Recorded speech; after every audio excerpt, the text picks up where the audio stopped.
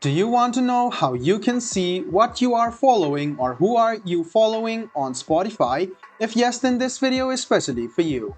Hello and welcome to 1-2 Step. It's your host back again with yet another interesting tutorial video.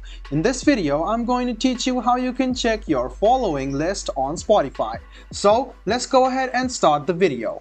First of all, open Spotify on your PC or your browser if you are using your PC. Then go ahead and tap on any of your playlists which you have and then tap on your name. You can see your following list over here.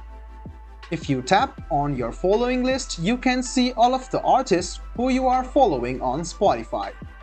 You can go ahead and start listening to your following list. I hope this video about how you can check your following list on Spotify was helpful for you. If you still have any kind of confusion, please do mention us on the comment section down below. Like the video, subscribe to the channel, and do hit the bell button for more.